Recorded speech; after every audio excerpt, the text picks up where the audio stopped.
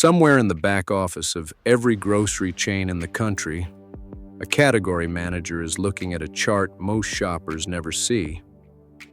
It tracks the exact week a jar of peanut butter, a pound of ground beef, or a box of cereal hits its lowest price of the year. That person never buys at the average price on the chart. They buy at the bottom of it, and they buy in volume. I spent 25 years running that exact chart for a living, and what almost nobody realizes is that the same chart exists for regular shoppers too. Most of them just never learn to look for it. Nobody at the register is going to explain this system. It lives entirely on the buying side of the counter, and once you see how it works, a shelf tag never looks the same way again. That chart is not a metaphor.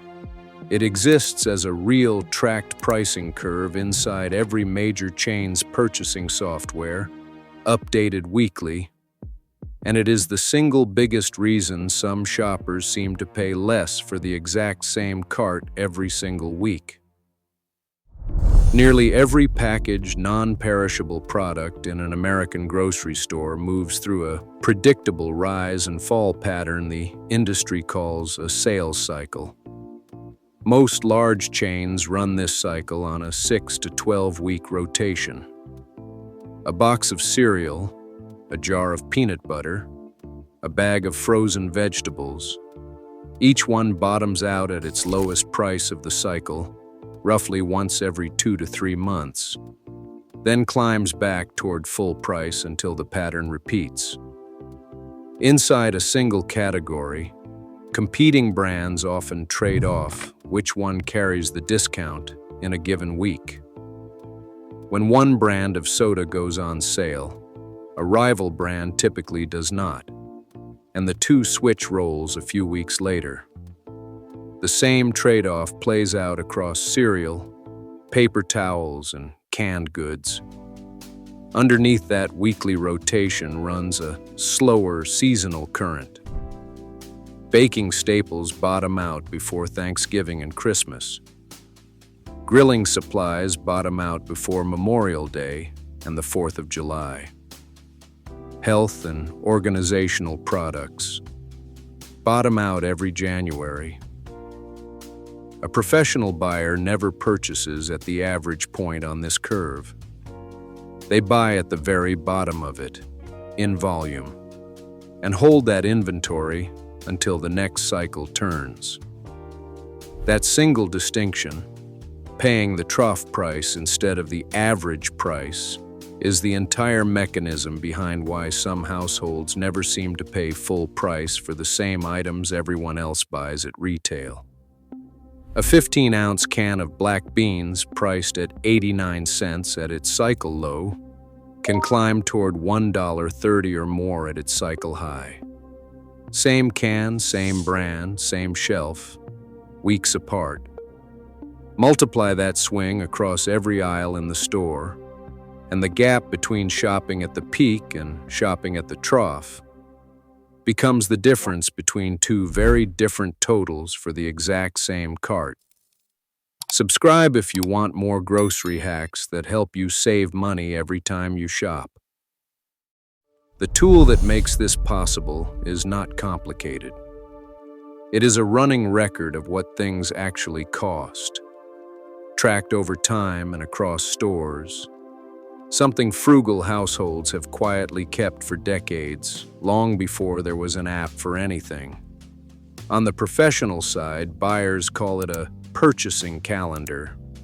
On the household side, it is usually called a price book. Both do the same job.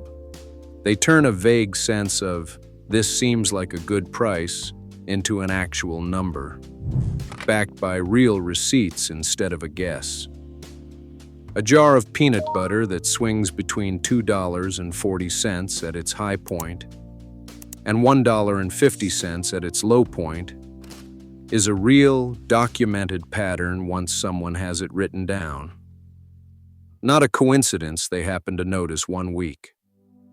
a household that tracks even 10 to 15 frequently bought items. Ground beef, chicken thighs, pasta, cereal, cheese, canned tomatoes.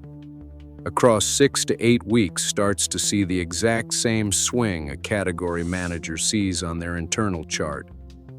Not from a guess, from their own receipts, week over week. This is the one piece of the entire system that costs nothing and answers to no one.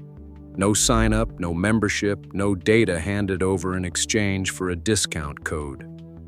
Long before smartphone apps promised to track deals automatically, frugal households were doing this with a spiral notebook kept in a kitchen drawer. 1 page per category, prices updated after every trip. The method never needed technology to work. It only needed consistency, because the pattern that emerges after 6 to 8 weeks of tracking is the same pattern whether it is logged in ink or in an app. Once a record has a few weeks of data on a single item, a number becomes obvious. The lowest price ever actually paid for it.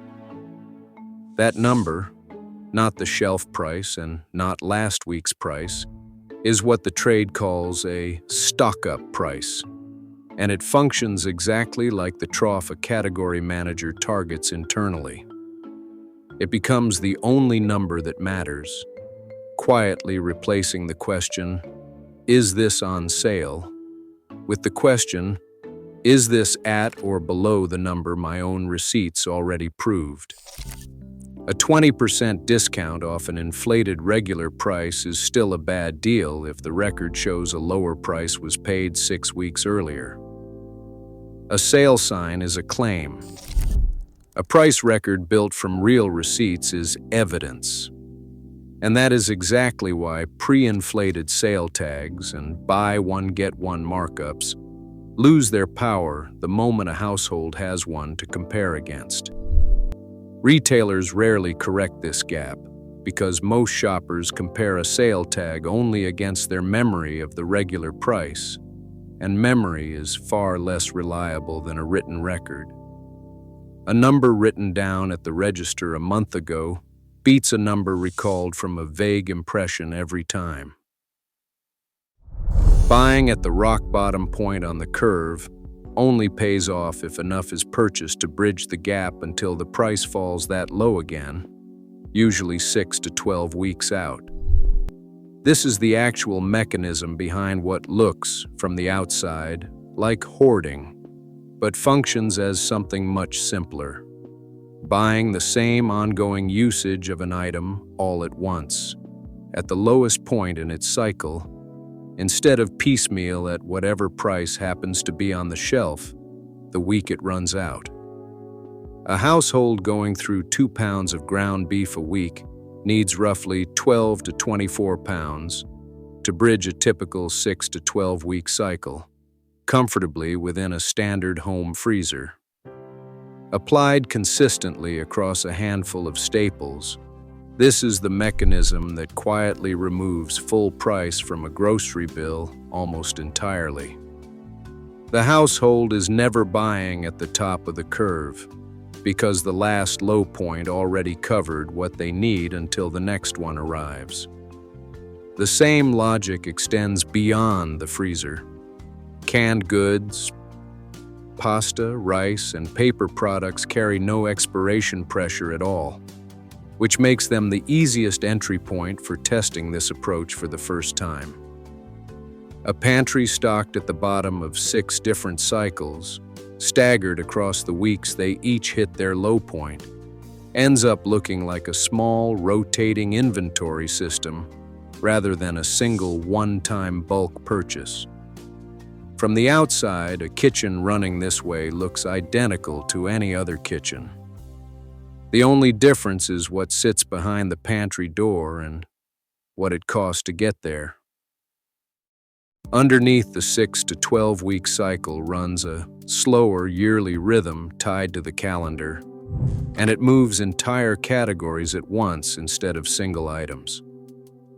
Baking ingredients, flour, sugar, chocolate chips, canned pumpkin, hit their lowest point of the year in the weeks before Thanksgiving and Christmas. Grilling staples, condiments, hot dogs, and buns hit their low point before Memorial Day and the 4th of July. Health foods and organizational products bottom out every January. None of this is a coincidence. It is built around when a store expects to move the largest volume of a category, and prices are set to compete for exactly that volume. The same seasonal low points a category manager plans a full year's purchasing around are open to anyone paying attention. In some years, seasonal items like canned pumpkin have sold out completely between the holiday season and the following fall. Proof that the seasonal low point is sometimes not just the cheapest moment to buy, but the only reliable window to buy at all. The same rhythm shows up in less obvious categories too. Sunscreen and outdoor gear bottom out at the end of summer, as stores clear space for fall inventory. Wrapping paper and holiday goods bottom out the week after the holiday itself. None of these categories move because of anything happening in the news. They move because the shelf needs to turn over. On a calendar, a category manager already has memorized months in advance. None of this works as a vague promise, so here is the arithmetic behind it. Stated plainly, according to USDA food plan data, a family of 4 spending around $1,000 a month on groceries sits solidly inside the government's own thrifty to moderate range for a household that size. That works out to $12,000 a year. Subscribe to not miss more ways to save. Independent research on meal planning and cycle-based buying has found that households applying this kind of approach typically cut grocery spending by somewhere between 15% and 20% without changing what they eat, simply by changing when they buy. That range is not a marketing number. It shows up consistently in independent research precisely because it reflects the same principle from a different angle. A household buying at the trough of the price curve rather than at the average is mathematically guaranteed to spend less than a household buying at whatever price happens to be on the shelf that day. Applied to a $12,000 annual budget, a conservative 20% reduction works out to $2,400 back in a single year. The same percentage holds at any spending level. A single person on the USDA's thrifty plan, spending closer to $300 a month, is looking at $3,600 a year, where the same range works out to roughly $540 to $720 back annually. A 2-person household spending $800 a month, closer to $9,600 a year, lands somewhere between $1,440 and just over $1,900. The system scales with the actual bill in front of it. It does not require a specific household size or starting budget to hold up. The final number always depends on household size, starting spend, and how consistently the record gets kept, and it never shows up in the first week. It builds as the price record fills in and the stockpile smooths out the weeks that used to default to full price. The percentage is what is documented. The dollar figure is simply that percentage applied to a real, USDA-referenced household budget, not a number chosen because it sounded impressive.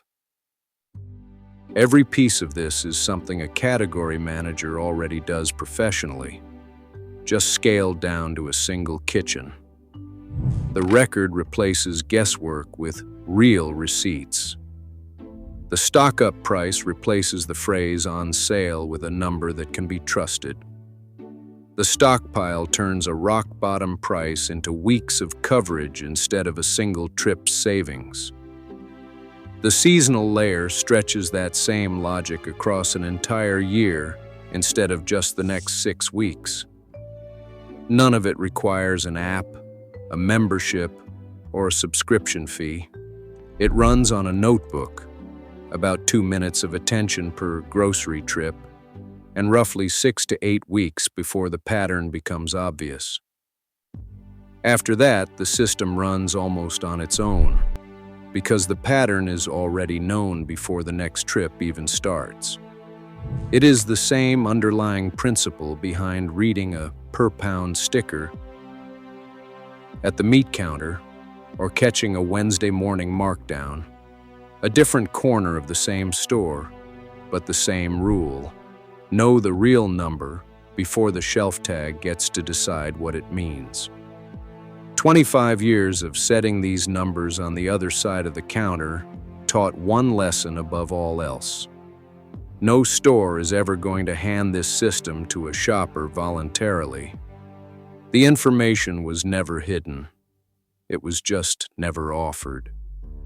The chart that opened this video, the one sitting in a category manager's purchasing software, and the price record sitting in a kitchen drawer are functionally the same document. One tracks a warehouse, the other tracks a pantry. The math underneath both of them has never been different, and it never required permission from either side of the counter. Tell me in the comments, what is the lowest price you have ever tracked down on something you buy every week? I read every single one,